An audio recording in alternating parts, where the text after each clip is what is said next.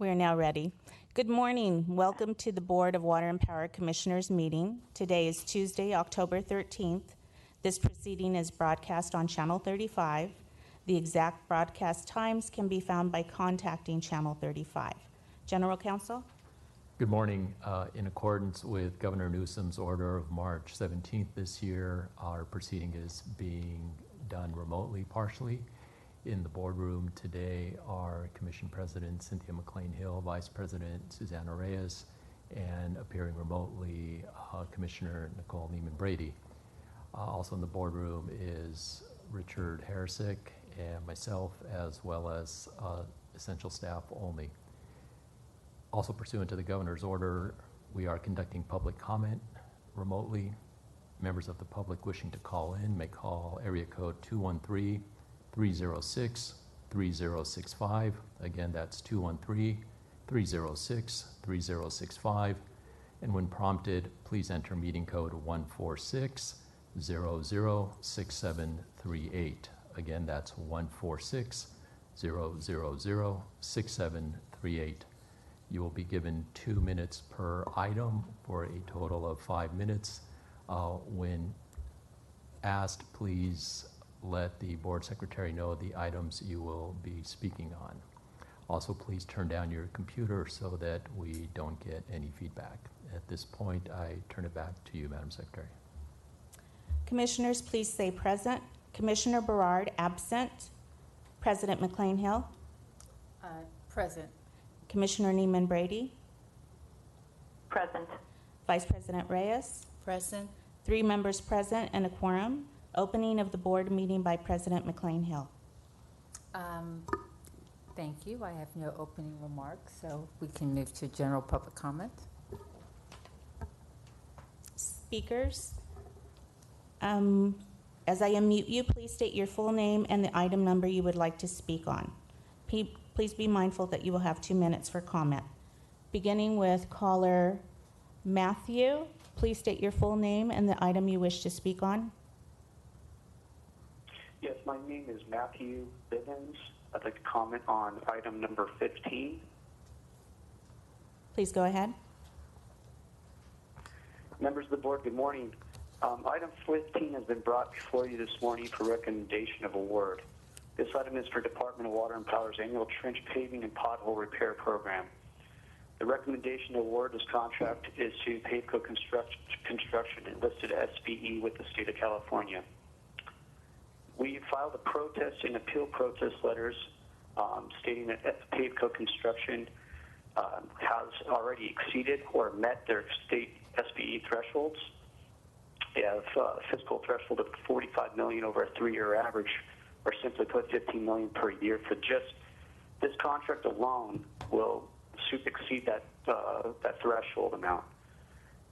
This does not take into consideration any other contracts they have with LAWP or any other customers. Per our protest and appeal protest letters, we believe Pavco has already met or exceeded the state's SB threshold for the last 3 years. And by awarding this contract to them, LAWP will be exceeding that limits of certification. Also, by awarding the contract to Pavco, LAWP will be circumventing their own outreach program, since Pavco has only listed one additional SBE subcontractor for 0.5% besides himself.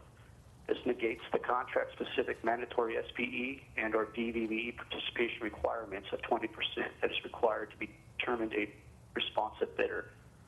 Pavco's 2-year certification with the State of California Department of General Services will expire on January 31st, 2021, which at that time the state will verify that they may have in fact exceeded their threshold amount. The Department of Water and Power has responded to our protest letters saying that they have that that's not their responsibility to vet an SBE certification. If LADWP is truly behind their SBE, DVBE outreach program, they should monitor the thresholds of these certifications and what payments have been made towards vendors, especially if they are certified as SBEs. If an audit was to be performed by the department, they would see that Pavco is and will be over the threshold allotted by the state. Additionally, awarding a contract of this value to a single prime SBE would surely put them over this threshold, causing them to lose their certification and circumventing LADWP's outreach program. We ask the board to reconsider an award to this vendor at this time, as they did not fulfill their duties as a responsible bidder by not including additional SBE, DVB subcontractors. Thank you for your time and consideration in this request. Thank you, Mr. Biven. President McLean-Hill, no additional speakers are in the queue. May I close public comment? Yes, thank you. All public comment is now closed. Moving to item 3. That's me. That's I'm you. sitting in for the general manager today, pleased to do so. I've got 3 items. One is to just make a note that on September 30th, we held our corporate strategic planning retreat, and we were graced by having the commission president and Commissioner Neiman Brady with us, where we updated our mission, our vision, and our goals. And as important, the systems and major divisions within Water and Power are also doing a redo of their mission and goals. Water System Customer Services and Communication has already done that. We did that last week. And Power's doing it tomorrow, and IT to follow soon after that. What's particular to note about this, just looking through my career, and actually when we first did this type of strategic planning about 4 years ago, I went and collected all the strategic plans that we had over the past 30 years and had to dust them off because basically they were just as most strategic plans were at the time. A lot to do about ended up nothing.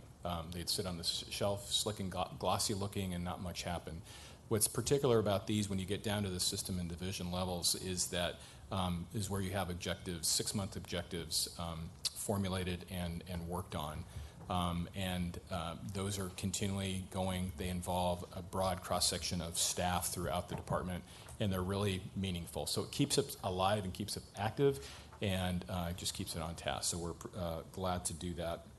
And glad to have the commissioners join us, and it was particularly, I think, very beneficial to have you all with us with that. On the water system in the Owens Valley, we had a cleanup event over the weekend in the Long Valley and Upper Owens River area. We partnered with a local nonprofit group called Eastern Sierra Interpretive Association, and we had about 30 volunteers come and help clean up the Upper Owens and River and Long Valley area, about 50 volunteers, with us. And as well as a fly fishing demonstration at the end of that. So we're trying to just be active in the community. Obviously up there, the area that we cleaned up is a very popular area with fishermen and campers. And the Eastern Sierra, particularly during the pandemic, over the past few months has really opened up. And since there's not a lot for people to do down here in Southern California, they've been flocking up to the Eastern Sierra. So it's been uniquely challenging for us, but we really want to help keep the valley safe and clean at the same time. I'm going to bring Andy Kendall to the mic, and he's going to talk about our response to the heat storm over this past week. Good morning, Commissioners. So Wednesday, September 30th through Saturday, October 3rd, we had a heat storm here in Los Angeles. We had our crews working 24/7. As we usually do. We had planned ahead. So for this heat storm, there was a total of about 28,800 customers out. 99.5 were restored within the 24-hour period. We had a couple that went over just due to the complexity of the repairs. Our corporate communications group was on social media and the Nextdoor app reaching out to our customers. We activated our demand response plan. And overall, for the type of heat we had, I think the system held up well. I think it shows that the repairs that we're making are working. The power system reliability plan is working, although this is going to be a multi-year program to where we get the system to where we don't have any issues during a storm. But we held up very well, I think, in comparison with our peer utilities as well. So with that, I just want to see if you had any questions, any comments, any thoughts. I just want to applaud. You said it just very briefly in comparison to the other utilities, but a lot of the other utilities had significant load shedding events. So that is something to be very proud of. Well, the work we're doing will continue, but again, it's going to be a long time. to go through our whole system and upgrade it. But we'll continue that work, and we're making good progress. So with that, unfortunately, I wasn't able to be there on Friday, but we did audition a new trainee last Friday out at our training center. Reg? And again, while I wasn't there, to be a part of it, I hear that the results were very promising, and she fits right in with where we're trying to go. So, if the commissioner would like to tell us a little bit about her experience out there, the staff was extremely excited for you to come and to be able to show you what we do out there. I think we have a world-class training center.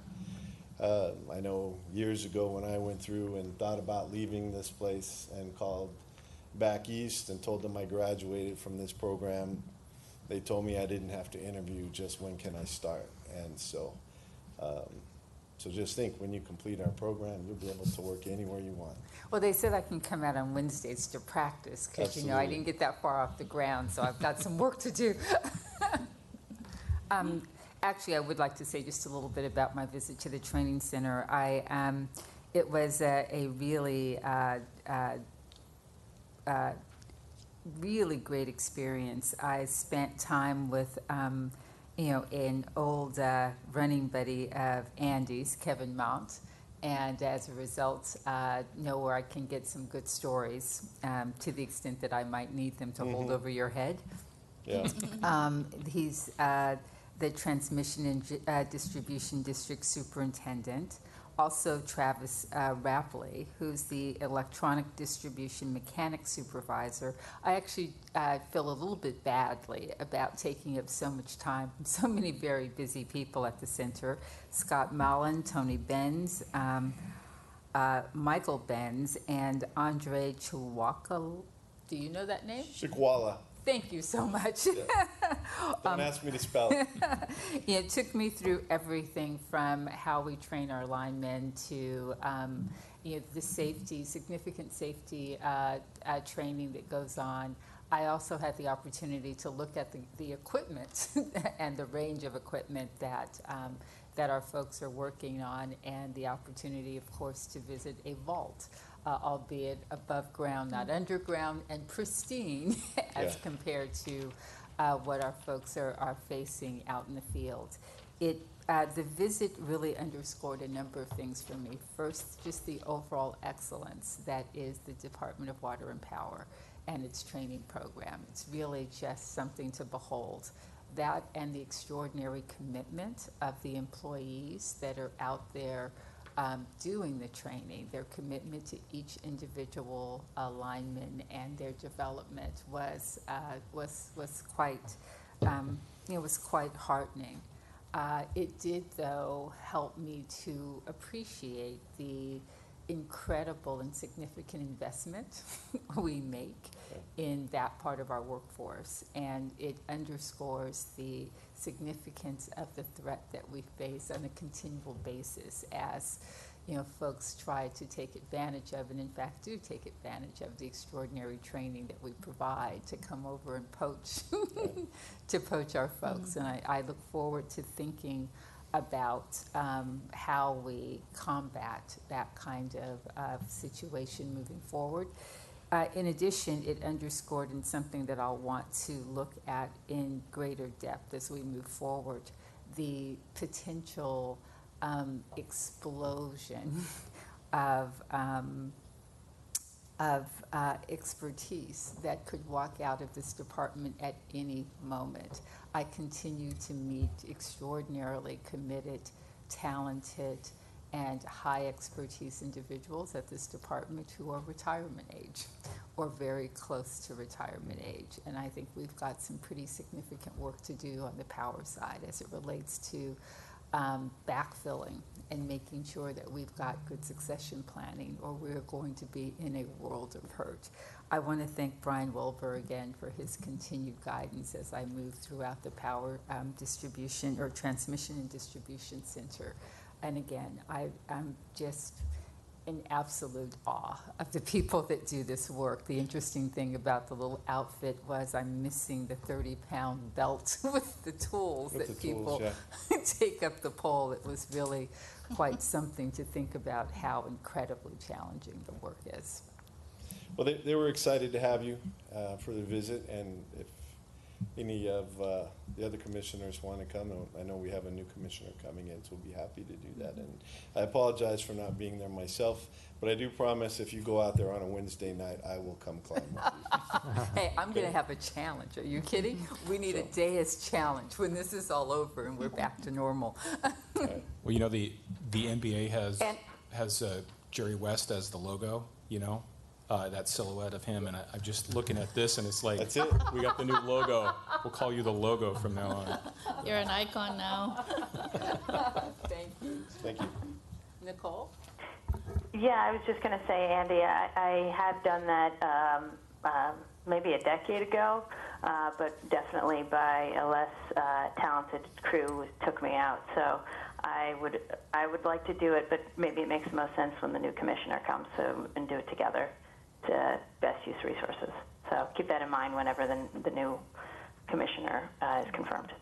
Absolutely. And like I said, I will come climb with all of you. So I haven't done it in a long time, so I'll be kind of learning by myself. I haven't, well, New equipment, too. yeah. New definitely, belts. Definitely new equipment. But anytime. So, and again, you're all welcome, and our staff really enjoys having you guys out there to be able to showcase what we do, because we are really proud of what we have. So thank you. Thank you. Thank you, Andy. That concludes my report. Thank you.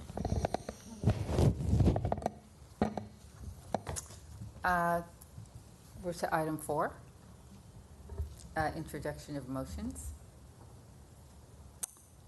I would like to introduce a motion for action, and I'm just going to give a summary of the motion that I'll be introducing today, and will be, if I get a second to the motion, it will be placed on the agenda of the next scheduled board meeting. The motion I'm making today is to have the general manager and chief engineer be instructed to establish an equity metrics data initiative working group that will be tasked to revise and expand the current metrics and align the equity value with specific strategies for each EMDI category and metrics as they relate to the baseline, short-term targets, midterm targets, and long-term targets. There are specific instructions that I have also in that motion, and that will be up for consideration at this next board meeting. So that's my motion, and I would like to get a second so that it will be placed on the agenda for the next board meeting. Second. Thank you. Thank you. And I assume that we can dispense with the reading of the entire motion. Is that right? That is correct. Okay, thank you. Then we will move to comments from the ratepayer advocate, if any. Your mic is not on. You're on mute, Fred.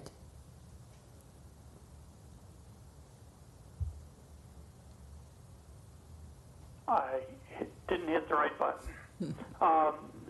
We have no specific items to address, but we're prepared to address questions as they arise on individual items or on the sub-items in presentations, item 8. We will challenge the commissioners on pole climbing at the appropriate time. I'll remember that. And I'm going to make everybody sign liability waivers for that. Two of the just team so- are trained. One is trained to know better. Terrific, thank you. Do we have Discussion with discussion neighborhood from the council. neighborhood council? No community impact statements or formal positions were filed by any neighborhood councils on the items on today's board agenda. Terrific. Then we will take up items recommended for approval. I understand that items 12 and 14 have been pulled. Are there any other items? Terrific. Then I move approval of items 9, 10, 11, 13, 15, 16, and 17. Is there a second? I second. Would you take the roll? Commissioner Neiman Brady, Aye. Reyes, Aye. McLean Hill, Aye. 3 ayes. Terrific. We'll move to management reports. Procurement initiatives.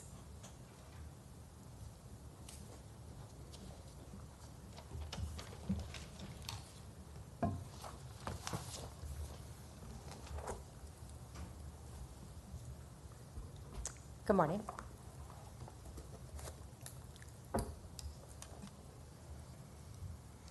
So the presentation today, my name is Erin Henning. I'm the Director of Supply Chain Services.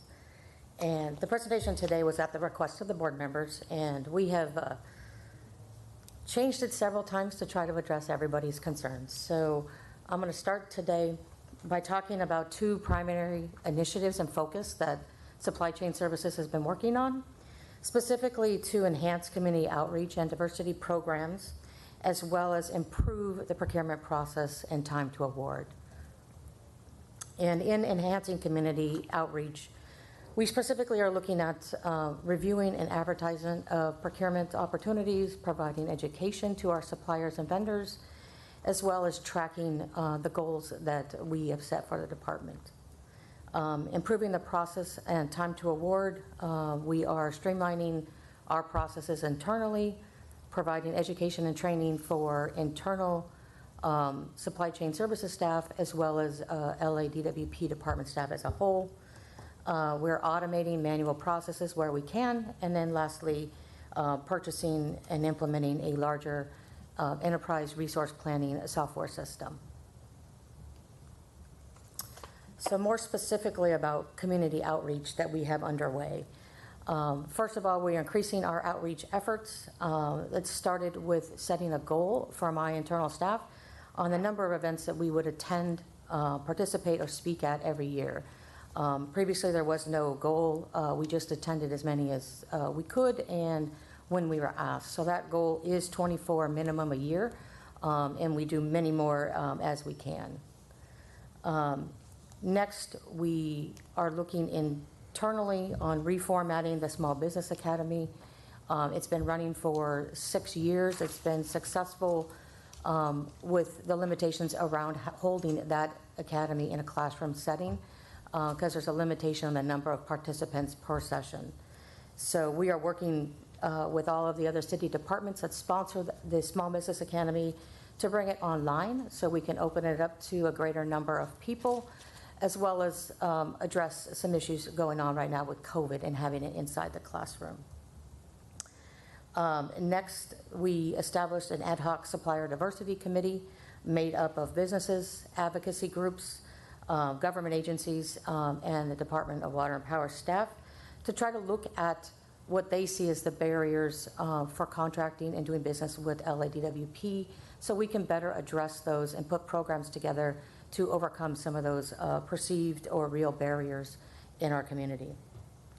And lastly is conducting virtual seminars. One of the biggest things that we found already was that suppliers and vendors don't have the information on how they should do business with LADWP. So we started at the end of last year hosting how to do business with LADWP, focused specifically on small businesses. And then COVID hit, so we sort of stopped that, so we're going to bring that back. In addition, we put together, you can see a picture on the screen, a very simplified digital version of how to do business with LADWP, which is posted on our website.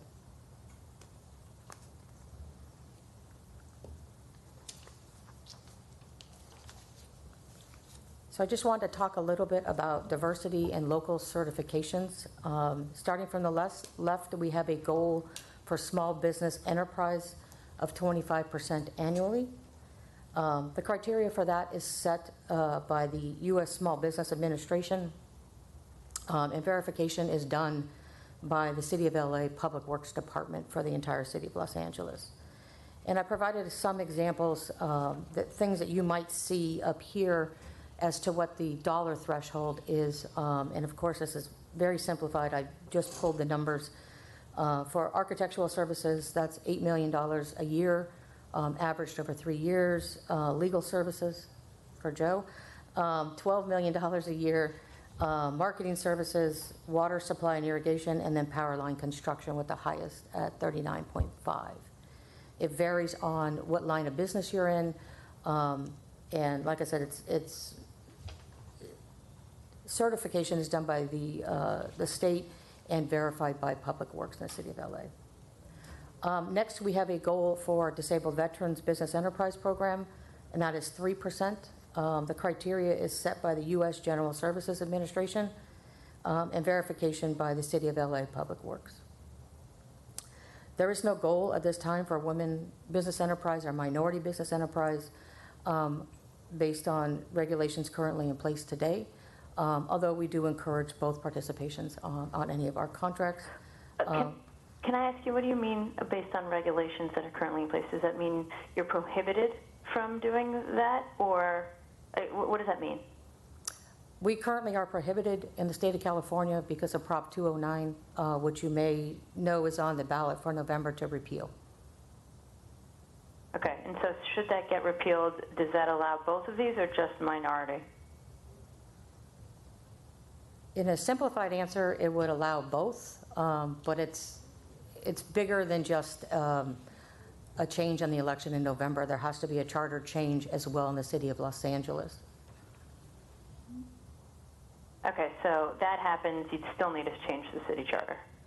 Correct, but that would give the approval for the city to change the charter and align itself with the state of California.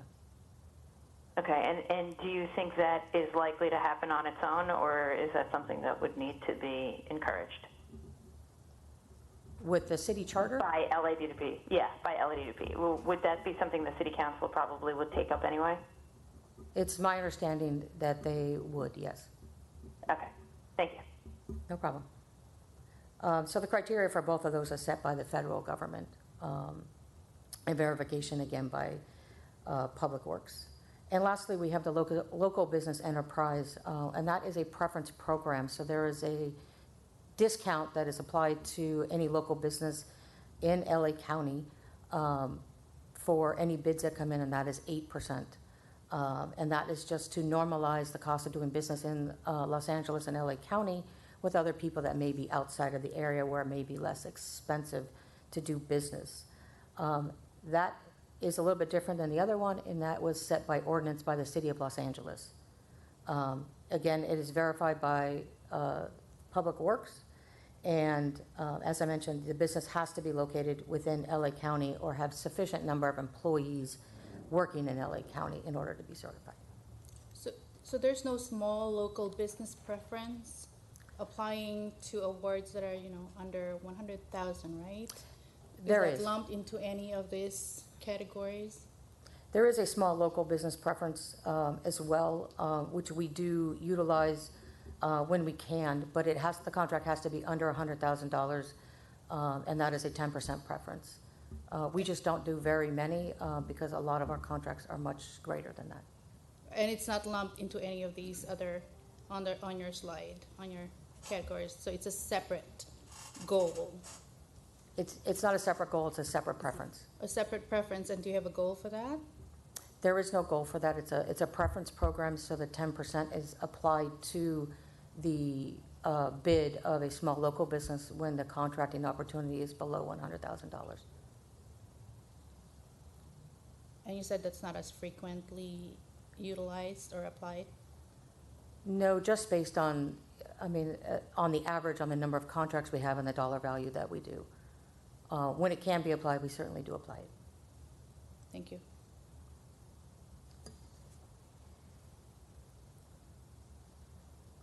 So just to give you a little bit of information, I pulled numbers about supplier diversity and local spend currently. So these are awards from January through August of 2020. On the left-hand side, those are diversity on what we've awarded, and you can see the breakdown. The greatest box, just to normalize the number, is other business enterprise, so that is people that do not have any certifications at all. So we are exceeding our SBE goal at the time in August, and we are below our disabled veteran goal. And then you can see what we have for women-owned business and minority-owned business. And that is based on award. On the right side is local spend. Same time period, that is actually based on spend, and we run it as a zip code report in LA County to show how much we are awarding in LA County. And you can see that in the first 8 months of the year, we were at 59% local spend. A couple questions about that. The first one is around the local spend. So does that mean if somebody has an office in LA and that's what they put down, it would trigger it as being local even if it was, I don't know, some large entity? Could that have happened? It could happen, absolutely. Okay. And local is based on your geography, not your size. So it could be a very large company in Los Angeles, and you would still get credit for that because it's based on geography. Right, but if they just put down their local office instead of their global headquarters, it would trigger, it would end up in the local pile. Correct. Okay. And also, it'd be helpful if you could send, I am interested in seeing who the top 10 vendors are in the total spent by dollars in each of those buckets, as well as in the total spend. I'm just trying to see if there are just a handful of entities that end up making up a bulk of this. Absolutely. If you could get back to me with that, that Sure. would be helpful. So for the total spend as well as the supplier diversity spending, and in particular, now in light of PaveCo, that was an interesting comment that the individual had. So. Sure, I would be happy to do that. I just have one question on the disabled veterans. Your goal is 3%, but currently it's at 0.2% on the slide that we have right now. What's our plan to increase that or meet our goal? The plan is always to do additional outreach for disabled veterans business enterprises. The difficulty is the number of total vendors in the city of Los Angeles that are certified. The total is just over 200, which represents about 3% of the total database in the city of LA. So it's kind of the chicken and egg. We need to get more people registered with the city and more people certified in order to bring that number up higher. So that is something that we are currently working on, and we've been partnering with the U.S. Veterans Association to try to get that up higher. And could we hold our questions now until we get to the end as opposed to the middle of the presentation? That would be great. Sure. So besides the current spend, I just wanted to give you a little bit of historical diversity spend for calendar years 2017, 18, and 19. So you can see how the numbers fluctuate and the efforts that we've made across all categories.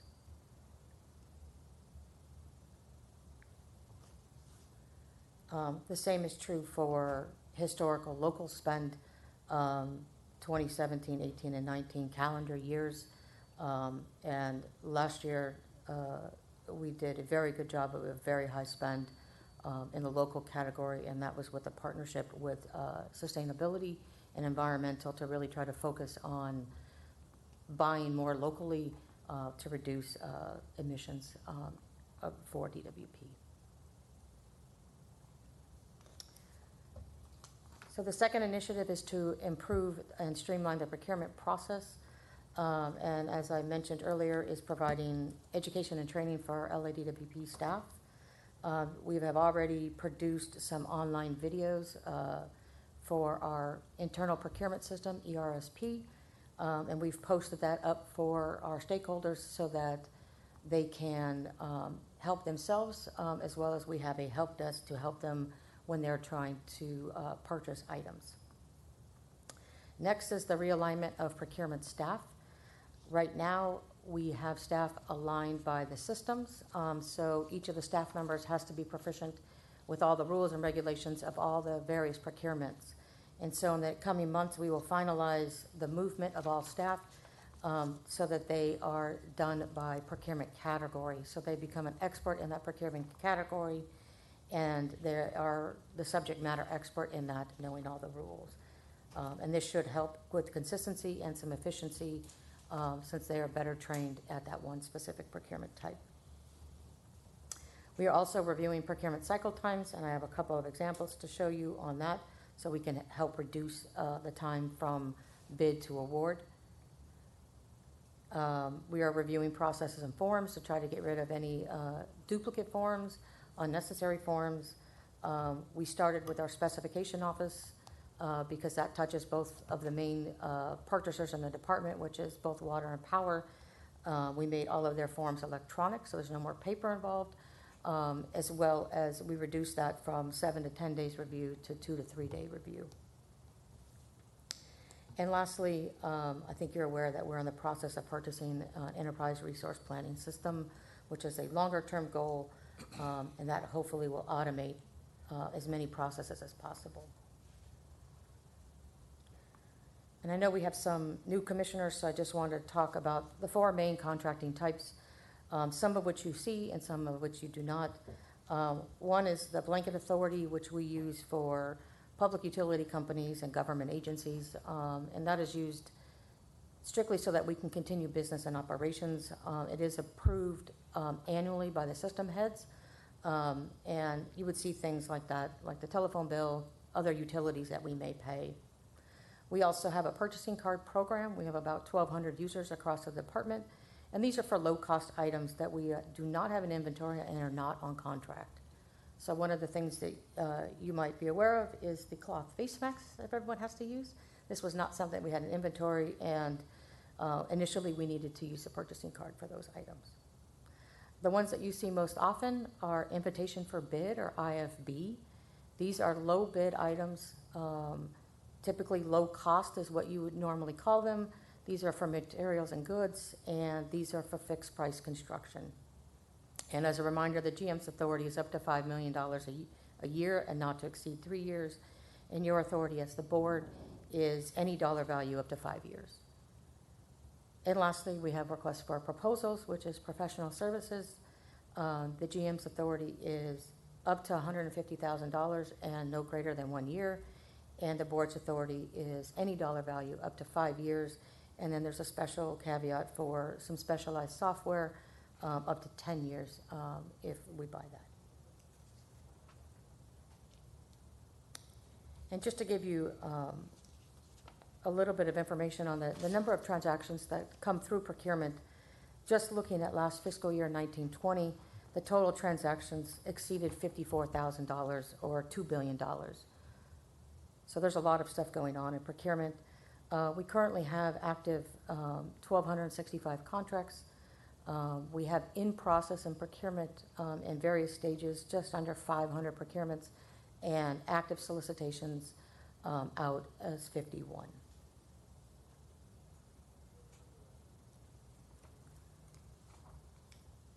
So I wanted to give you some information on the average processing time and cycle times, because I think that's the primary focus, is to try to reduce that.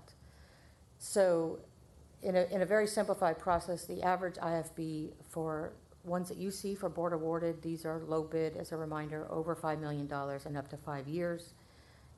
There's 6 basic steps. I know I'm oversimplifying it, but just to give you a quick overview. In the blue is the planning stage. That is solely in the divisions area. The average is 90 to 100 days, 180 days, I apologize. We receive it in procurement in the green bars, and it takes us average from 30 to 60 days where we create the solicitation package. You see I have solicitation period as red because that is a mandatory requirement in the city to publicly solicit bids over $5,000. And that's 30 to 60 days depending on advice from the division on how they would like to see it out there and the complexity of the item. And then it comes back to procurement for evaluation, and that is average 20 to 40 days. There's a mandatory protest period, which is 7 days, and then finally award. So you'll hear overall the average is 299 days from the start of planning to award, or 10 months. But I really wanted to focus for you. The planning stage is outside of procurement, and so it's really from the creation to award. And you can see the total time for procurement staff to process is 179 days, or approximately 6 months.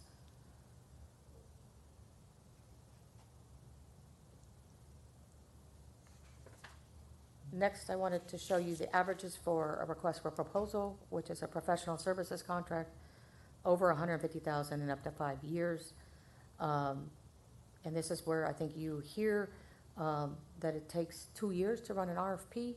Again, that is counting from the beginning of planning all the way to award. And that these are much more complex items. There's different evaluation criteria besides low price. And all the steps take a little bit longer. If we focus just on when that item is in procurement, you see the average processing times for each are greater than that on an IFB, or invitation for bid. And the total procurement time is 292 days, or approximately 10 months.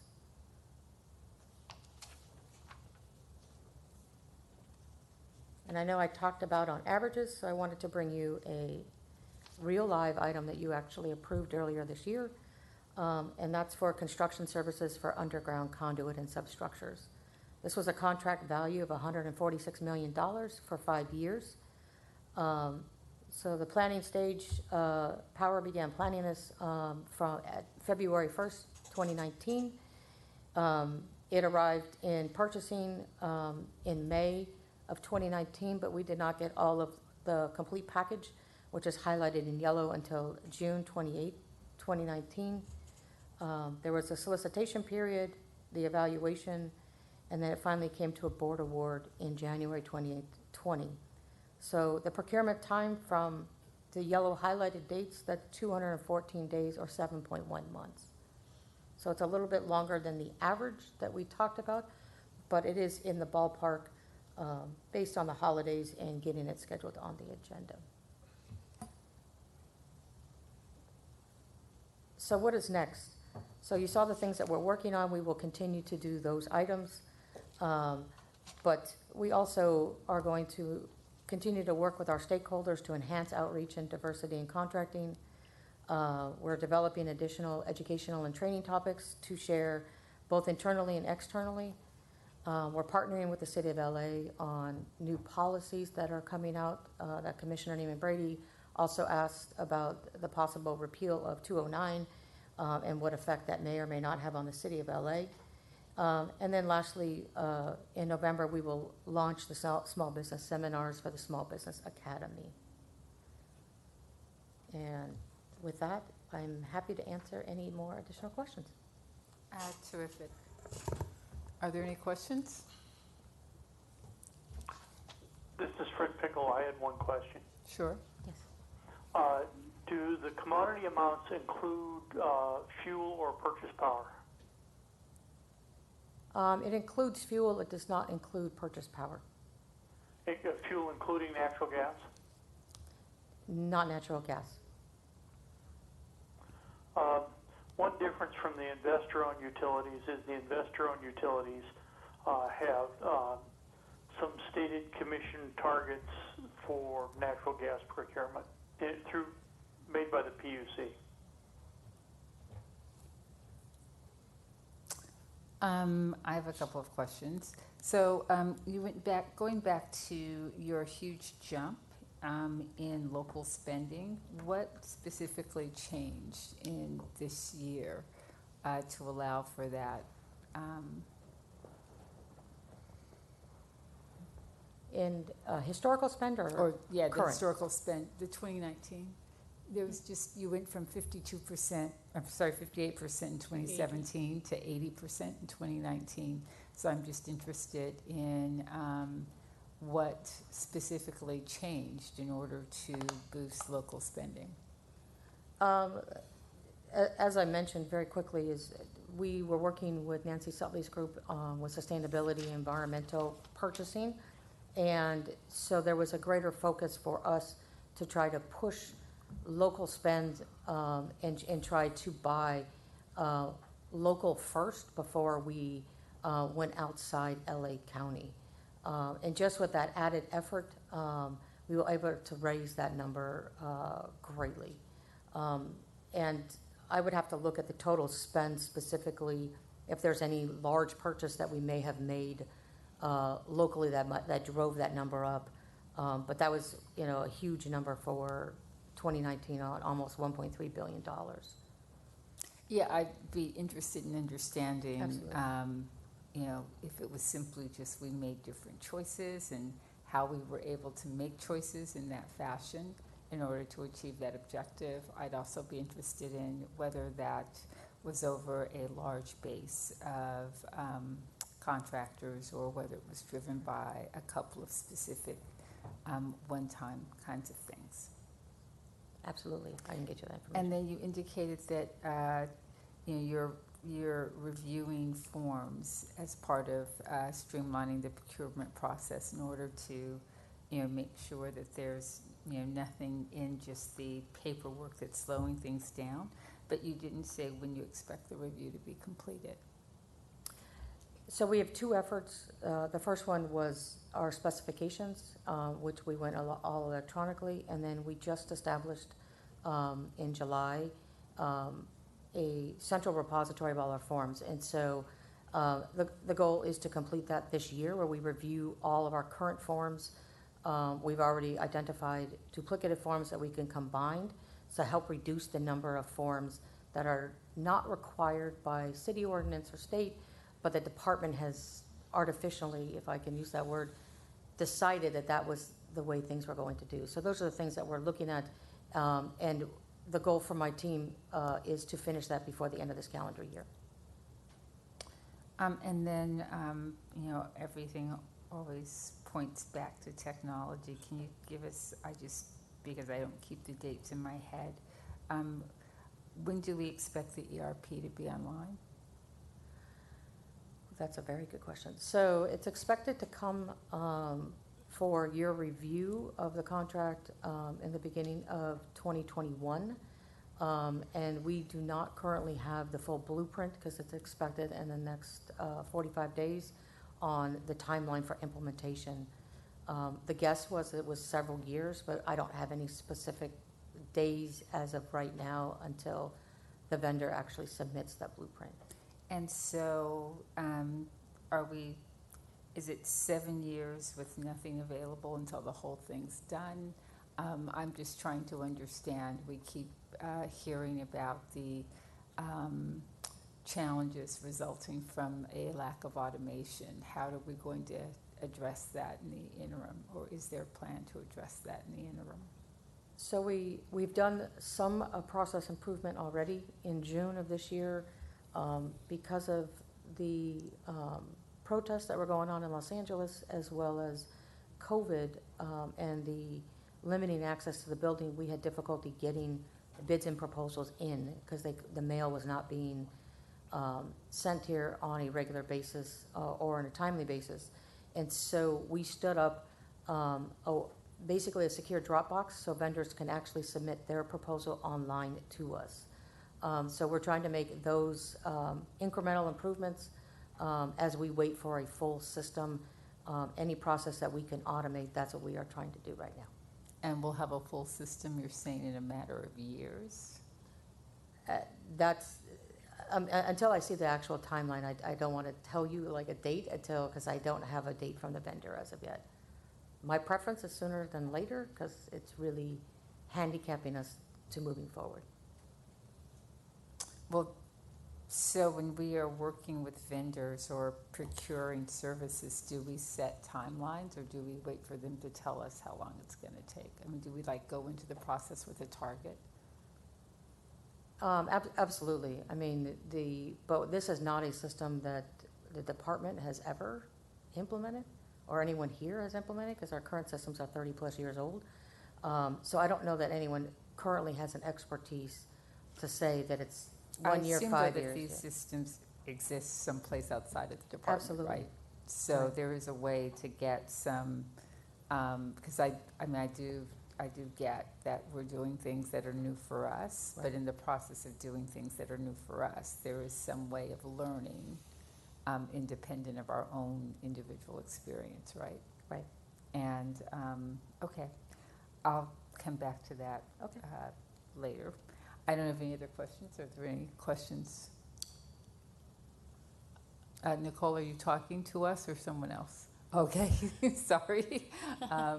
All right. I then- just have a few more questions. Oh, okay. All right, so going back, I share the concern about technology and automating manual processes because I know staff is currently using, there's different systems, right, within procurement, ERSP, the LA Bavan, Aveluia, I don't know, Access Database, is that one of those? So how is that going to be done? How are you going to automate it? And you said incremental, but how fast is it? What is your timeline for those? And then the second thing is, again, on the ERP, if that's going to happen a year or so from now, are you referring, when you say ERP, is that the selected workday that the city of LA has for the ERP? That is the vendor I am talking about, yes. Okay. So just the question on that So if is... I may, Commissioners, we're planning to, in November or December of this year, to bring a blueprint to the board, which is going to be a comprehensive look at how ERP is going to be rolled out, the vendor's recommendation on which module and how we move forward with it. At that time, that's when the commissioners will have an opportunity to say, these are explore different ways of moving those modules forward and moving things around based on priorities. The things that Aaron is doing with an ERSP and the bidding system, those are all going to be interim processes. We recognize right now there is a lot of manual process, so to the extent that we can, IT is trying to shore that up by creating side systems that can handle the work right now until the ERP, but we don't want to go into putting a robust system in, understanding that we're going to put an ERP system in afterwards that's going to be very comprehensive and expensive, and we're putting in two systems, and then what do we do with the one we just put in? So we're trying to balance that and still be able to automate as much as we can for those things that cannot be automated. That makes it easier for us to automate right now.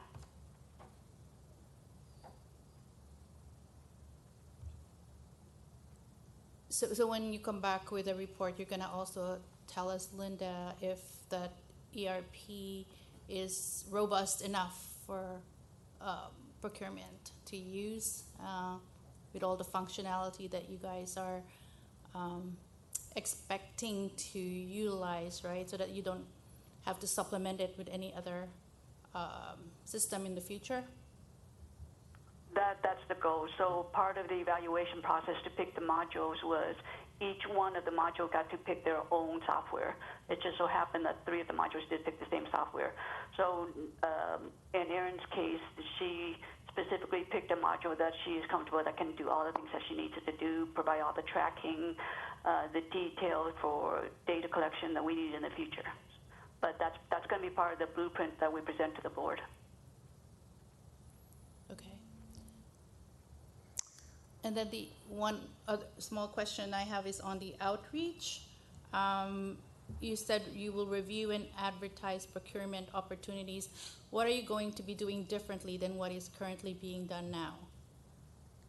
Well, don't tell the system heads, but, so, you know, this last year it's evident that diversity and inclusion is a much higher priority for everybody in Los Angeles. And so we're trying to set higher targets and goals on their contracts to try to increase participation so that the average is above or at the goal for the department, which is 25%.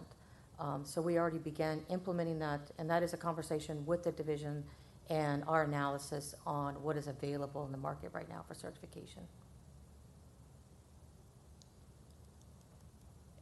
And last is, I'm also interested on the spend, the 80.5%, the breakdown of that. Okay. That would be great. Absolutely. Thank you. And I just wanted to add, Commissioner, Aaron was joking, but all the senior system heads, they're very supportive of the diversity and inclusion and making sure that we do have a lot of local spend in smaller business, minority-owned business. So they are all completely on board and very supportive of those efforts. And one other, on one of your slides, I didn't see the time for allotted for negotiations. So when you have a contract, you negotiate, right? Is that included? Is that lumped into evaluation? Because none of those are in your cycle. It is part of evaluation, especially on the RFP. If you noted, I had a little asterisk. If it's a longer than average negotiation period, then it may extend what the average is. But we are trying to improve on our templates with the city attorney's office to make sure that they are more modern and they are not outdated, so that there's less time for negotiations, and then also to apply lessons learned from other contracts. So, but we've already spent, you know, days, months negotiating with one contractor, and we identify problem areas. We're going back to the city attorney's office to say, hey, can we start to apply these going forward, as opposed to starting fresh every single time. Thank you. Thank you very much. Appreciate it. And now we'll have the Worker Safety and Compliance Report, 8B.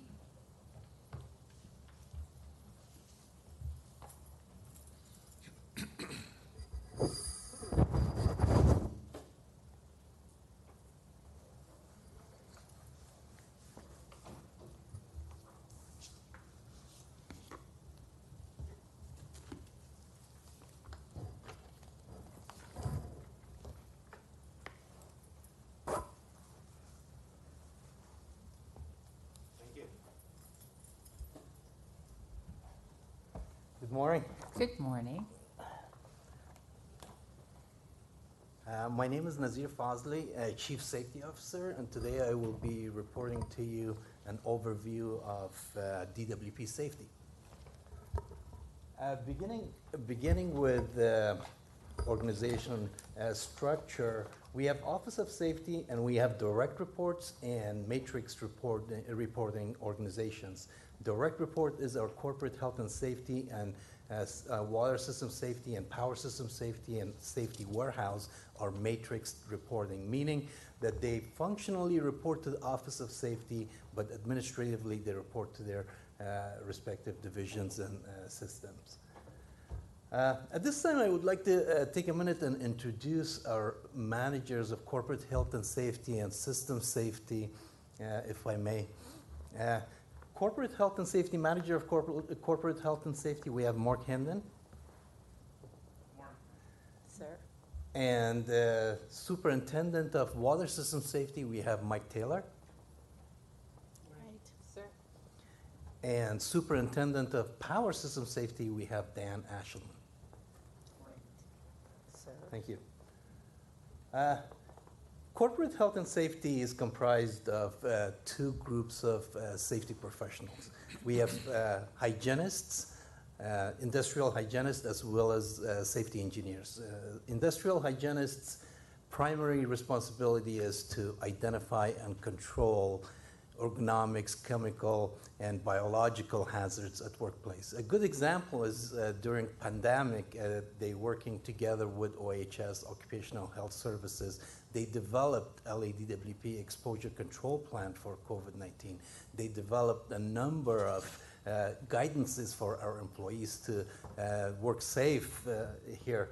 In addition to a number of training training material for employees returning back to work, and as well as employees working at home, ergonomics training and home offices. Another example is during last month, for example, when we had high smoke exposure from wildfire smoke, our hygienists working with the safety groups and OHS, they developed our work practices to ensure our crews have the proper work practices and personal protective equipment when they have to be outdoors in those environments. Our industrial, or rather safety engineers are also full-time safety professionals. Their primary responsibility is to identify and control hazards that are more physical in nature. For example, fall protections, confined space, and closed spaces. And they work very closely with the groups, with divisions. They identify specifically their needs. They develop programs, policies, procedures. They identify training programs. They provide those training programs, and they determine necessary tools and equipment to make sure that everybody do their work safely. In addition, another example of what they do is facility inspections. Again, they work very closely with management, facility management. They identify all hazardous conditions. They assist managers mitigating those hazards before they become a risk for employees. They also track those corrective actions to make sure those actions are corrected in a timely manner. Our system groups, water and power system groups, they're staffed with frontline personnel, their supervisory level. Their primary responsibility is to develop and maintain safety and health programs for throughout their respective organizations, the systems. They bring with them a high level of knowledge, experience, familiarity, as well as a relationship that is very unique with the field forces. As part of some of their responsibilities, example of their responsibilities are that they work closely with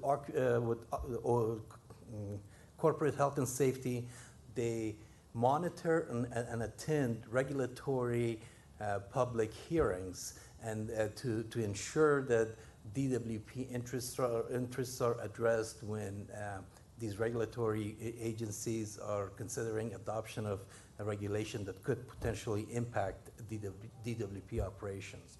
Other examples are that they work very closely with labor and JSI, investigating serious accidents, determining the root causes and contributing factors. They make recommendations to ensure that those same accidents do not happen or prevent reoccurrence. They assist JSI in tracking those corrective actions to make sure they are completed in a timely manner. And also they review and develop IIPP, Injury Illness Prevention Program for the systems that is consistent with department directives and policies.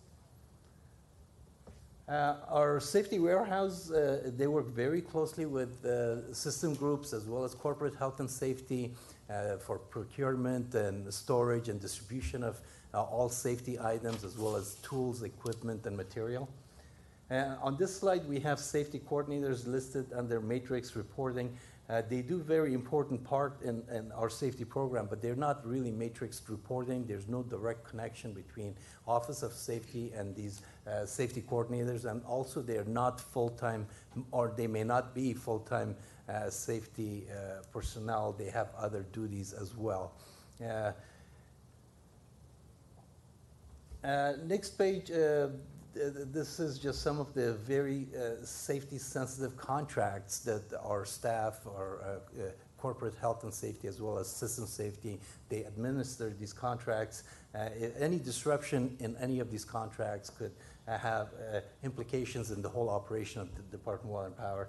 We are using some examples: laboratory services, for example, fall protection, AR clothing or ARC-rated clothing. And on the regulatory compliance, in recent years, Cal OSHA adopted new regulation, many new regulation, as well as making changes to existing regulations. Some of these regulations had a significant impact on the operations, the way we operate or do our work. One of the changes that they made very recently was the process that they adopted some of the regulations. They adopted recently the wildfire smoke regulation under the emergency rulemaking process. So why is that important for us? Under normal rulemaking process, they create an advisory board. They allow public to comment during public hearings, and the time allows the employers, usually because most of these regulation requires additional training, they require work practices, changes in work practices, maybe possibly personal protective equipment. So it allowed us to be ready when these regulations are effective, we will be ready to be in compliance. But during the emergency rulemaking process, the whole process is a lot shorter, so we have to be on top of these regulations to make sure that we have everything in place when they're effective. Right now, they're working on a COVID-19 regulation using the same process of emergency rulemaking process. Another change recently was the designation of high-profile employer. Now, Cal OSHA defines high-profile employer any public sector or any household name employer, and they give examples of Disneyland or Tesla, for example. These are high-profile employers, including LADWP, because we're a public sector. So why is that important for us? In the past, every time that there was an incident and OSHA investigated, our personnel from corporate health and safety and system safety, they were able to negotiate with the local enforcement offices because they had the settlement authority. Now with the designation of high profile, all of those cases are referred to their headquarters, Division of Industrial Relations, legal group. So why is that important? The reason is because it's really, the whole process is much longer than it was before. It creates a lot of backlog cases. We have cases that have been open for a long time versus in the past, these cases would have been settled and closed. And also we rely, since these cases are assigned to their legal team, we have to rely on city attorney's office to protect DWP's interests, so it increases their workload also. This we do to gauge our performance, safety performance. We gauge our safety performance by benchmarking with other utilities. Some of the ways that we do direct benchmarking, or we use some of these trade associations, for example, the Western Energy or EPRI. They facilitate direct connection between the utilities. So we use that opportunity to benchmark to just give us an idea how we are doing in comparison with other utilities. Some of the areas that we benchmark are injury and fatalities and best practices and new technologies. Next slide. This is one of the benchmarks that was done, or this research was done by 7 other California utilities. And the purpose was to determine the ratio of employee to full-time safety professional in any of those organizations. When we included LADWP in that research, you can see that we have a ratio of 393 to 1 full-time safety professional. That is assuming that we have a population of 11,400 employees in DWP. So in other words, our ratio of employee to a full-time safety professional is second highest among the 8 utilities in this research. Another benchmark that we did was our injury rates. Now, these injury rates are basically what we call OSHA recordables. OSHA recordable is defined as any injury that results in more than just first aid care, or it results in employee being away from work. And so you can see the rate of injury for 2019 in DWP we reported 5.5. Now that rate of injury is basically the average number of injuries for every 100 employees in a 12-month period. So that is just, it's not exactly an average, but so the rate of injury for us in 2019 was 5.5 compared to our peer utilities that they reported 2.5, and Bureau of Labor Statistic national average for the year of 2018 was 1.3. The next row is the DART, that's days away and reassignment and transferred. That means that these injuries resulted in employees being either reassigned or transferred or limited duties. That was the rate in 2019 was 2.7, and our peer utilities reported 1.3. And nationally in 2018, that rate was 1.1. So the reason, I just wanted to explain the reason of this discrepancy between our peer utilities in California. Their numbers are a lot less than the injury rates in water and power. Some of the reasons are because we do, even though we have contractors in-house that do some of the work, but most of our high-risk activities, operations, construction, maintenance is done by our own crews, which is not the case in many other utilities. They rely heavily on contractors to do their high-risk construction, maintenance. So those numbers are not reported as part of their injury rates. We discontinued our incentive programs. We had an incentive program a few years ago, but we understood that it really discourages reporting. To reward somebody for not having an accident. Sometimes the smaller or less significant accidents wouldn't be reported just in hopes of getting that incentive for employees. But that is not the case in many other utilities. Not all, but many other utilities still continue with these incentive programs. And some of these utilities actually have their executive compensations tied with the lower injury rates that are reported. Also, our culture, as far as reporting, we go above and beyond, not just encouraging our employees to report their injuries, we go above and beyond requiring them to report it. We hold their supervisor managers responsible, accountable to report any injury, even the minor injuries have to be reported. I know that for a fact in some other utilities that may not be the case. And additionally, these numbers does not indicate the severity of the incidents. We've done informal benchmarking with other utilities, and most of our serious injuries are far lower than other utilities of similar size. Well, most of our injuries are what we call high frequency, low impact, trips, falls, and scrapes. We have other slides coming up that will explain exactly what that is. But our serious injuries are by far lower than our peer utilities. The next slide, this one is just give us the number of injuries every month and a total of injury. This is for the year 2018. Total injury for that year was exactly 1,000 cases. And the next graph is giving us the cost, the workers, the cost of those injuries for the.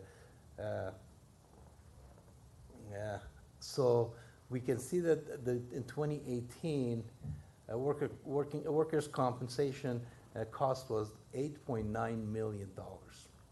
And days away or lost days in 2018, all of those injuries resulted in 23,951 days away from work. In 2019, we had slightly more accidents or injuries reported, but the cost of workers' compensation cost, we can see that it's much lower, not much, but it's lower by $2 million. And lost days are also lower by 5,000 days. So that indicates that most of these injuries in 2019 was less severe, that cost less, and also employees were able to return to work sooner. And the next slide is 2020. This is a year to date. So we can see that injuries are significantly less than previous years. The rate of injuries and the number of injuries are much less because of COVID-19. Most of our employees, or not most, but a lot of our employees, we weren't functioning with 100%, so a lot of employees were staying home. So for that reason, we didn't have as many accidents in a year to date this year. This chart indicates what body part was involved in these accidents and what type of injury was. And earlier when we talked about our injuries are mostly minor injuries, the pie chart to the right, it shows that muscular injuries were the most type of injury that was reported. Those are soft tissue injuries. And on the left, it shows us exactly what body parts were involved in those accidents. And just to give us a better idea exactly how employees most likely get hurt. So what are we doing to improve our safety performance and reduce the number of injuries? We do a number of, we work on a number of areas to improve our safety performance. One is the training. Right now we partnered with ITS and we just did a soft launch of Cornerstone. Cornerstone is a learning management system, LMS. It's a web-based platform that allows us to deliver safety training material to anybody and everybody. And this centralized delivery of material, it helps us to evaluate the efficiency of the training material, as well as makes it, everybody gets the same content, the same manner, so it will be very effective as far as delivering training material. Another area that we're working on is the contractor safety. Our contractor safety is obviously very important.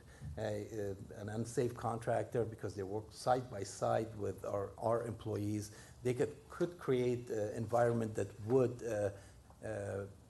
expose our employees to hazardous conditions. So we are using IS Networld or ISN services. ISN is a contractor management web-based platform. As part of their services, they review contractors' safety performance, they review contractors' safety written programs, their licenses, their accident rates, their citations, insurances, training, and operator qualifications. Based on that, it has to meet a certain grade before they're allowed actually to participate in the bidding process and bid on any of our jobs. Additionally, we also work in audits. We increase the number of audits, working with managers and supervisors, not to just teaching them to not to just look for unsafe conditions, but also look for unsafe practices, as well as what folks are doing right, and identify and acknowledge and promote safe work practices. And also our long-term goal is eventually to transition from what our current safety being a compliance-based safety program into a safety management system. The difference is what we have right now is number of safety programs and versus a safety management system, which is more of a risk management strategy that includes hazard identification and controls. And that's work in progress. Hopefully, in future reports, we can give you a progress on how we are doing and transitioning from this our safety compliance-based safety program to a safety management system. And I thank you for giving us this opportunity to present safety here. This was my first presentation for safety. Looking forward for more presentations. So with that, if there's any questions. No, thank you very much. It's a presentation that I've been looking forward to, appreciate, and it did not disappoint. Before I ask my questions, I'll start with the commissioners. Are there any questions? I just have a few questions. How many are Cal OSHA reportable cases that you mentioned in totality? How many of those are Cal OSHA reportable? Okay, a good question. So Cal OSHA, reportable and recordable, there's different definitions, and reportable being any injury that employee loses a limb, eye, or is admitted in a hospital. So that report included what I showed, that benchmark that we showed, that included recordable and reportable. So we could break it down and let you know exactly how many reportable accidents we had, but that numbers did not indicate which one is, if they were reportable or recordable. They were all recordable. Okay, if you can do that, it's because what I'm after is because you reported that we do have a higher rate, right, of injury. And I think that will be helpful to assess where it's happening, how it's happening. And because of the physicality of the work, right, of some of the folks who have suffered injuries, there are more of them are probably due to repetitive motions. And so is your group training them on how to avoid those injuries, or are you just basing it on the Cornerstone LMS system for our folks to log in and then, learn from those, or is there an actual training on how to avoid those repetitive injuries? Because that's really, looking at the chart, that's what I can see. Yes, both. We will have some training material that will be available through Cornerstone, but that will not replace in-person training. So we will continue educating our field folks and for ergonomics or to take care of themselves. But in addition to that, the Cornerstone will be available for additional training, safety training for them. Okay, thank you. So I have a couple of questions. So one of your bullet points says 6 of 7 peer utilities centralize safety or have line authority over operation safety. Is that something that we do or do not? We are in the process. In 2016, Office of Safety was created. And the whole idea was to do exactly that, all safety will be eventually reporting to one organization, one group. So currently, right now, we have system safety is reporting to the Office of Safety, but there are still other safety groups embedded in other groups and divisions, that there's no direct connection between Office of Safety and those individuals. So we have a lot of talent out there that works in silos, so that there is a little bit of a disconnect there. So the utilities that you're referring to, they're farther in their journey of consolidating all of the safeties in one organization. And then you sort of hit music to my ears when you said shifting from compliance to actual risk management. Could you tell me a little more about what that process looks like and how that's being undertaken? Perfect. So a safety program or compliance-based safety program, what it is basically we are reducing workplace hazards by addressing compliance issues. In other words, a compliance-based program is more of we're doing the right thing because somebody's telling us to do the right things, because somebody's watching. And of course, it's not very efficient. So what a safety program looks like, we have a number of plans, work procedures, policies that work independently. So there's a lot of repetitive activities that actually a lot of effort and energy is lost because there's no really, they don't work together cohesively. That it's not together. In a safety management system, it's more of a, like I said, it's a risk management strategy. So in all of the components of a safety management already exist in DWP. We have all those components here, but they're not linked together. They're not really brought together to work as one. For example, I'll just name some of the very important elements of safety management. Is basically management commitment. There are many books written on safety management system, but they all agree the number one element is management commitment. That doesn't mean that they have to develop a safety management system or maintain it or monitor that, but it means that they have to provide the support to establish a safety management system, not just human support as well as financial support. They have to define roles and responsibilities, establish accountability, and delegate authority. So those are responsibility of the management. And luckily, our executive managements definitely are very much committed to safety. We know that, and they show it. We need to make sure that all of the managers have the same commitment.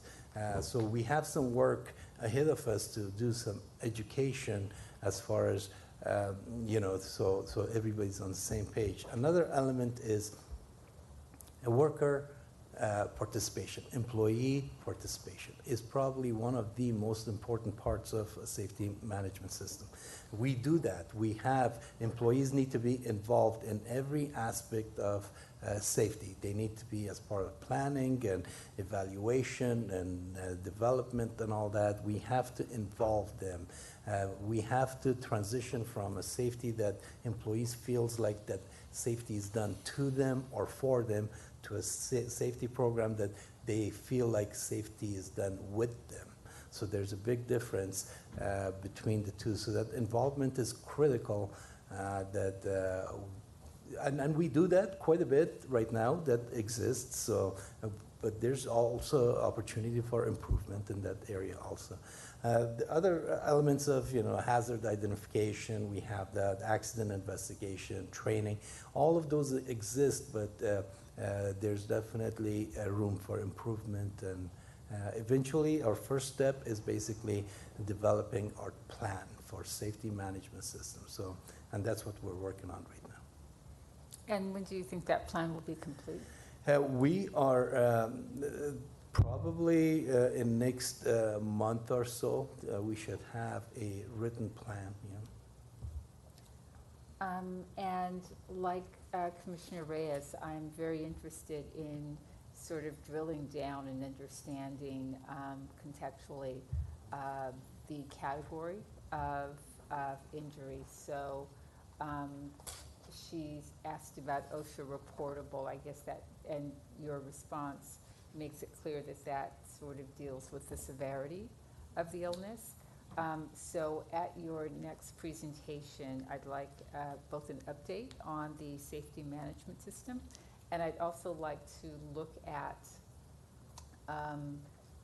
say, go back a year, go back to 2018, I guess that's 2 years now. And then moving forward so that we could have, say, a three-year rolling comparison of how we've done as it relates to both injuries but also the nature of injuries. And I think this is particularly important because what you've shown is that we are benchmarking significantly higher than our pure utilities, but you're telling us that we don't need to be overly alarmed by that because because the severity of injuries for our utility would be less than the others. So I'd like to see that both as it relates to, you know, how we're doing over time. And then I'd also like to see it, you know, benchmarked in that fashion. So if you could do that, that would be terrific. And I look forward to a check-in with your group on, you know, a regular basis, certainly twice a year, if not quarterly, just because I think it's critical that we highlight the work that we're doing with respect to safety, and also that we pay close attention to this area of our business, both as it relates to the well-being of our employees, and also, you know, improvement does have consequences, both in terms of their ability to be on the job and doing their job, but also it has legal consequences and financial consequences, as we see by some of the payouts associated with injury. So thank you. This has been really, really helpful, and I'm very anxious to see the overall safety management plan and then to track our, you know, our work toward evolving into a management versus simply compliance way of looking at this. Anything else? One additional question. Certainly. On slide 12, it notes that the contractor safety experience is not included. Do we have any indication that finding a way to add in that contractor safety experience on, for example, the investor-owned utilities properties, meaning including the poles, is the reason for the substantial difference in industry rates? Like I mentioned, most of the construction and maintenance in water and power, including the high-risk operations, are done in-house by DWP employees. So those injuries are recorded in the numbers we report. Versus most other utilities, almost all utilities in California, that they contract those activities, those operations to contracting crews, and those numbers do not get added to the numbers they report, so they are reported separately.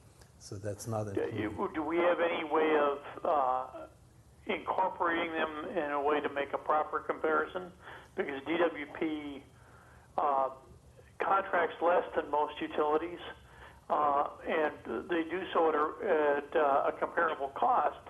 But in making this comparison, it isn't a fair comparison unless we look at or add in some of the contractor injuries. I will definitely look into it, see if it can be possible that we can. Most of these utilities have multiple contractors working on their properties, multiple. So it might be challenging to get an accurate number and add it to their numbers, but we'll do the best we can.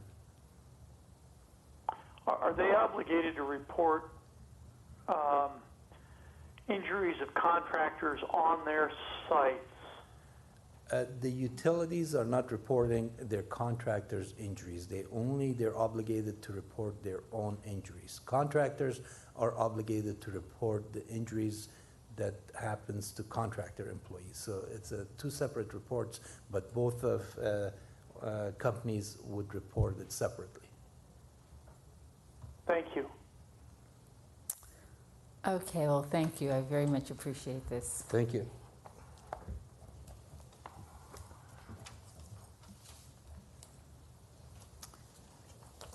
Okay.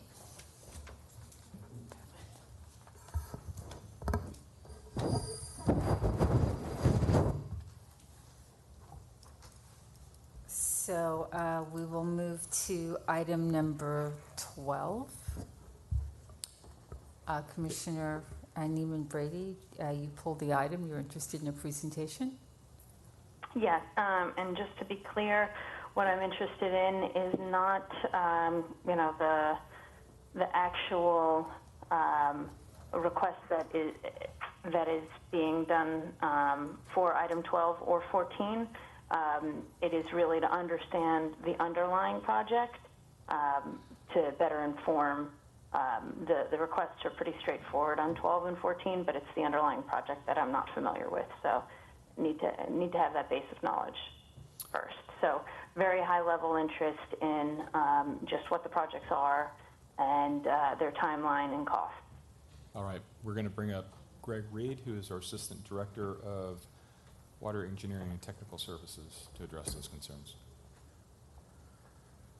Good morning, President Blaine Hill, Vice President Reyes, and commissioners, and thank you for this opportunity to speak with you about our DeSoto tank and pump station project. And also I'm joined by Adrian Perez, who is our lead planner on this project, and Chuck Holloway, who is our environmental manager who prepared the EIR and managed our CEQA compliance.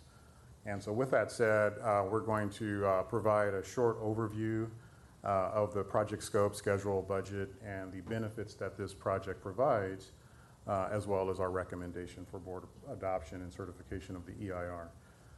So with that said, I'll turn to the first slide here, which provides a short overview of the scope of the project, which includes the 2 circular tanks that are called out there. So those are 2 concrete tanks that provides 20 million gallons of storage.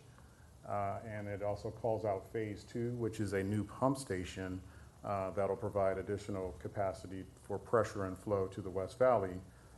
And in addition to those 2 components, there's also a flow control station and about a mile of piping that will be installed as well.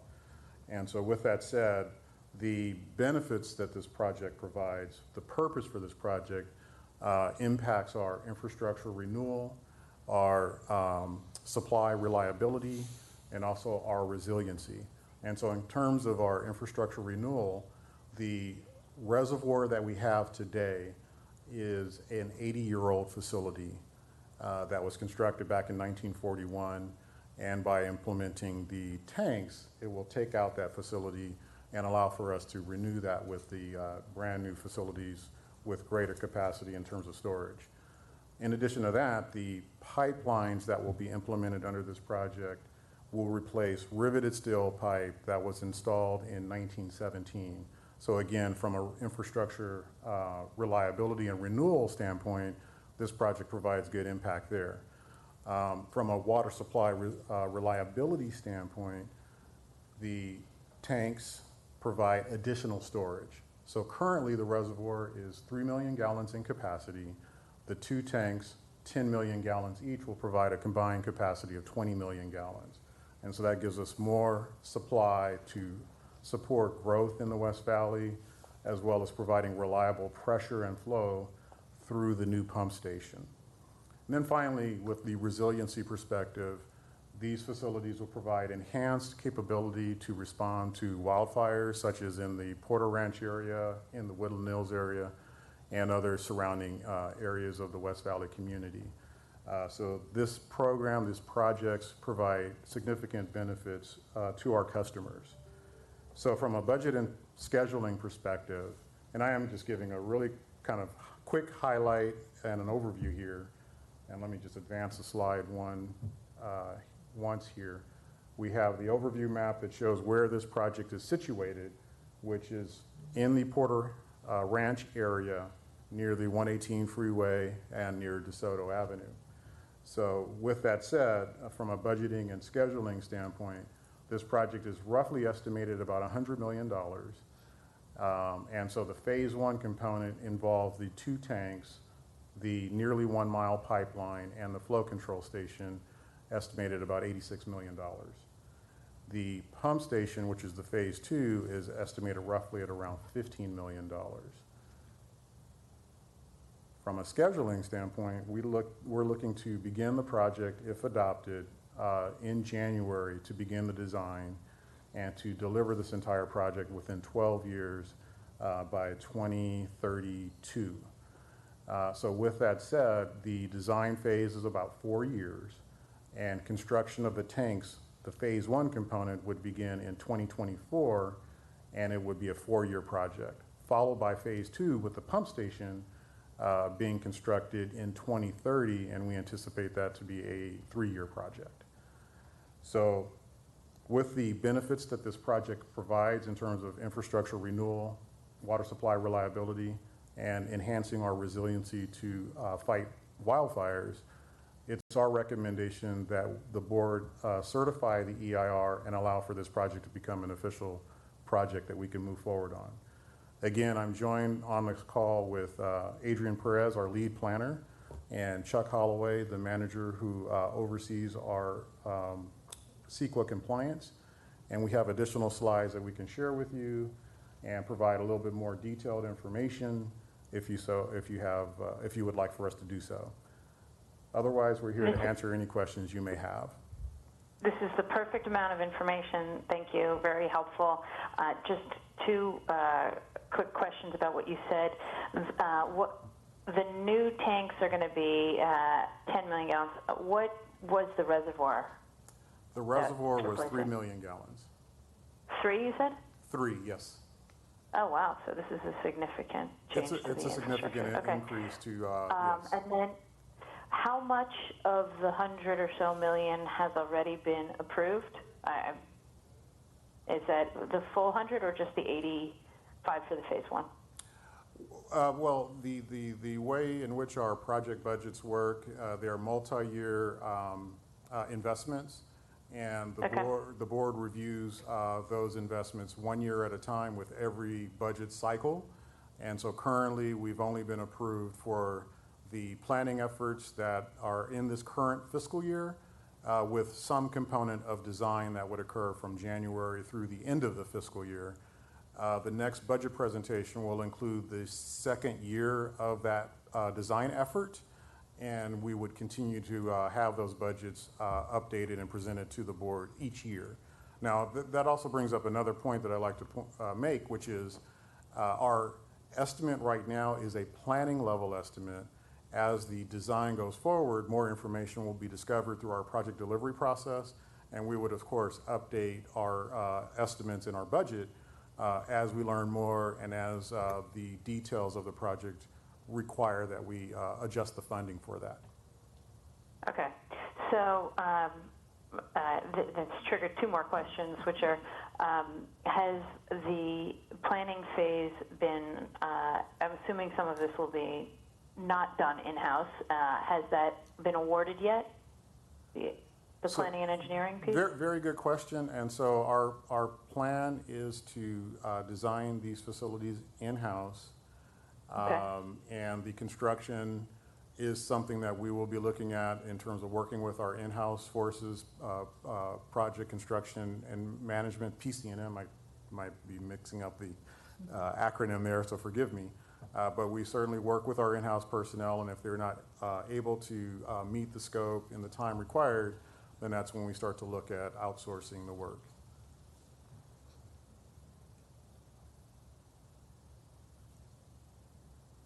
Okay. And so this is really the first juncture that we would have seen this project. Correct. So I didn't miss something. Okay. Okay. All right. Well, then this is helpful context, and I would like, if there are no other questions, to make a motion to approve. And I would like to share just one other point. Just looking at the slide, we do have some property that we anticipate acquiring to support the project, and we've been in discussions with the property owner to that end as well. So just another point that is worth pointing out. What do you need that for? It doesn't look like it's... Yeah, the structural elements of the retaining wall that would allow for the tanks to be sited on the property have tiebacks that extend to the adjoining property, highlighted in yellow. In addition to that, we also need staging area to actually build the facility as well. Okay. There's a motion. I second. Would you call the roll? Reyes? Aye. Neiman Brady? Aye. McLean Hill? Aye. 3 ayes. Mr. Reed, thank you very much. Thank you. Thank you. Item 14.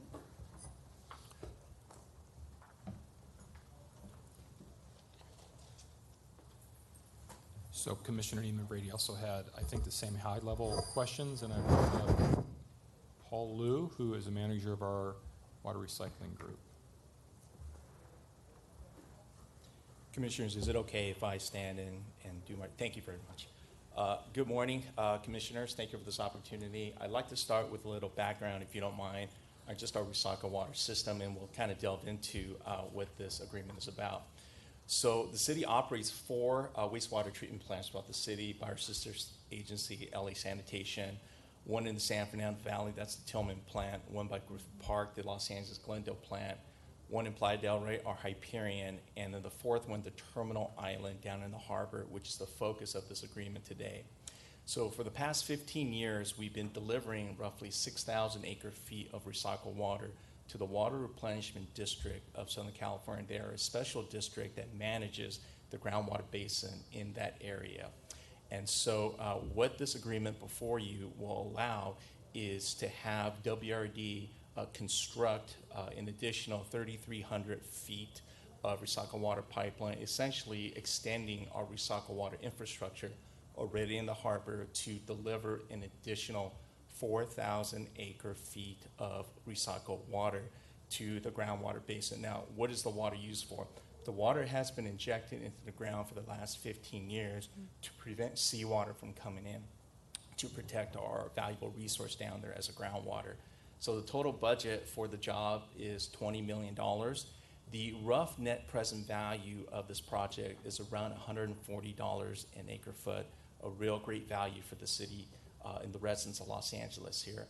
In terms of the timeline, once the agreement is executed, we anticipate that WRD will be taking bids for construction, and we think that the early timeline for both of these projects to be online will be sometime in 2023.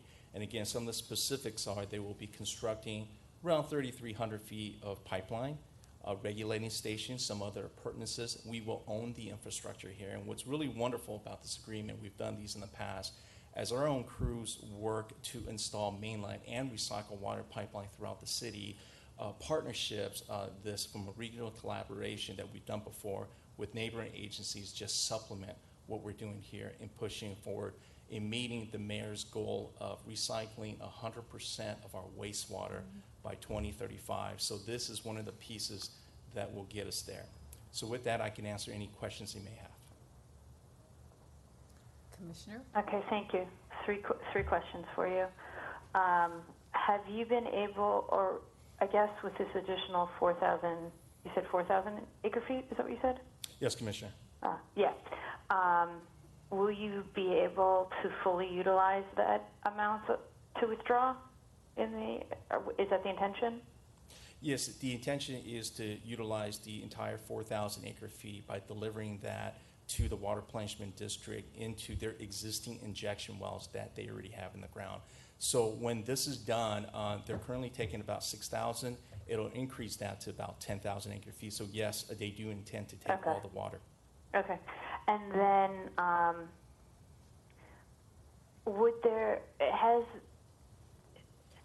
wondering what's triggering the additional need of recycled water. Has the seawater intrusion line moved such that they feel like they need more to stave it off, or is there additional pumping that's been occurring on the other side of the line that's triggering the line moving or something along those lines? That is a wonderful question. There is always pumping down there in that area. We have some large customers, industrial customers. This also helps them to offset imported water that they purchase from the Metropolitan Water District. And so we definitely have the supply through Terminal Island. And from a regional perspective, it makes more sense for them to purchase the recycled water from us rather than purchasing the imported water. Okay, that makes a ton of sense. And then is there, just in light of what's going on with Orange County and PFAS with their recycled water injection, is there any, has anyone raised any of those issues, or is there any additional treatment that WRD is going to need to do?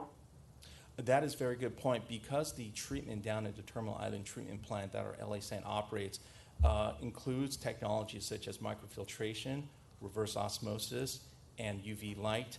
The PFAS is not an issue, and we've sampled our wells down there, and PFAS and PFOA is not an issue down in the harbor area. Okay, great. Thank you, very helpful.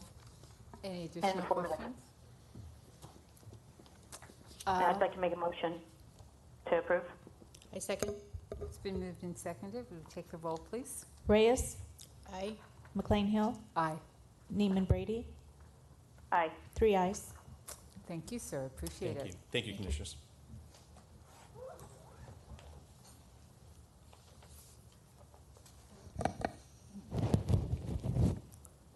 That seems to have completed our agenda for today, at least our open session agenda. We'll be moving into closed session now. Mr. Brevich. At this point, we will recess into closed session, and in accordance with California Government Code Section 54957.1, we'll report any final actions taken therein. Shall we recess for 10 minutes, Commissioner, to allow hookup before we reconvene in closed? That'd be great. Thank you. We are in recess. Please remain silent until all the mics are off. Thank you.